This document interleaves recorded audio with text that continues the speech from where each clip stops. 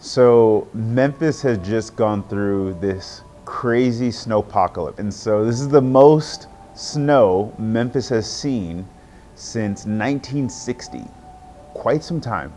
So Sunday there's this snow, Monday here's this snow, Tuesday and Wednesday come this crazy snow, this insurmountable amount of snow for Memphis. And things are freezing over. And so here at Visible, the pipes freeze and the basement starts flooding. It really starts flooding. And if you're used to any kind of snow, you've heard like, hey, make sure your water drips, so it doesn't freeze over and pipes bust and all this. It starts flooding on Wednesday. So Wednesday, we're just barreling water out of the basement. Every 5 seconds, we're like just getting barrels of water out of the basement. It was kind of up. It was about I would say, a little under an inch, half an inch of water on the floor. And so it starts flooding, and that leaves the school without any water, because there was about 250 water mains in Memphis that had also busted at the same time. And so I'm taking students to Kroger to make sure they're getting groceries and things like that. Thank God Tasha and I have a cool car that can make it through the snow. And then we realized, as I'm in Kroger, the city issues this boil water edict. Hey, because of the pipes exploding and everything that's going on, the water's backed up. You need to boil water and make sure the water's being boiled. Restaurants are being closed down. Places are not getting water. And I'm at Kroger walking around with some students, and I see that people are hoarding water. And it gets a little frustrating for me. It gets a little frustrating because I'm like, hey, isn't this a good time to look out for your neighbor? Isn't this the best time to care about your neighbor? And I don't see that happening. And I saw someone with 16 cases of water or whatever. And I don't know where it was going, right? I don't know. They could have been blessing someone, but it just really, I said, God, man, Memphis needs water. These students need water. We need water. And I don't know what to do. I didn't know what to do. And so Thursday night, our worship leader, right, Carissa, she gets a call from a church member who says, hey, we have someone, they heard about your situation at Visible and they want to help. And so Carissa calls me. She goes, hey, I think you're the guy for this call because I wouldn't know what to do. So she passes me the phone call. And I'm talking to this person. He goes, hey, my name is so-and-so. And we want to send some water to the school. And so I'm just like, okay, cool. And now in my head, I'm just thinking, it's going to send 5 to 10 cases of water. No big deal. Whatever, cool. Send them.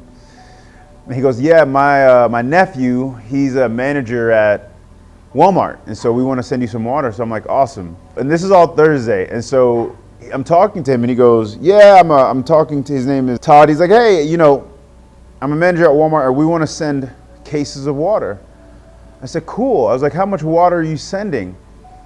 He's like, well, I don't know. Could you guys fit a 53-foot truck on the property?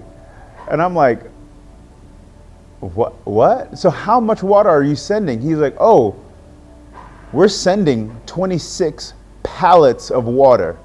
26 pallets of water. And I know that sounds like a small number, but let me give you the brevity of that number. So it's 26 pallets, 50 cases of water per pallet. So that's 1,300 cases of water. And then every case of water had 40 bottles of water. And I'm just like, are you serious? Are you kidding me right now? He's like, no, I'm not kidding. We're sending 26 pallets of water. What's your address? Could you send me pictures of the property so we can just let the truckers know that they can unload there? Now, we set this whole thing up for Sunday, right? And so the truck driver calls me on Saturday. He goes, hey, we're coming today. And matter of fact, we're coming about in 2.5 hours. And so I'm like, what? And so we're calling people, we're calling students. The Mid-South Jeep Club gets involved and they're sending people. And so the truck arrives and there are students and guys and ladies from the Mid-South Jeep Club there helping to unload this truck of 26 pallets of water in the middle of the street.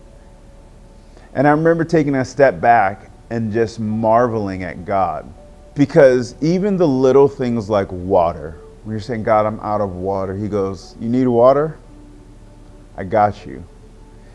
And it's just like God, because I think sometimes we automatically think if we're in need, God's going to give us just what we need. And that's not who our Father is. 26 pallets. So out of the 26 pallets, obviously we didn't keep it all, because we're cheerful givers here. We have a Father in heaven who gives out of his riches and glory, and that's in the book of Ephesians. And so we're called to give out of riches and glory. And some of us may think like, I don't have riches and glory. If your Father is God, then you have a ton of riches and glory. So what we do is we start calling local churches. And the Mid-South Jeep Club is partnering with Memphis. So not only are they taking water to another college, to another university who's also out of water, they're also bringing water to families in Millington who also got their water shut off.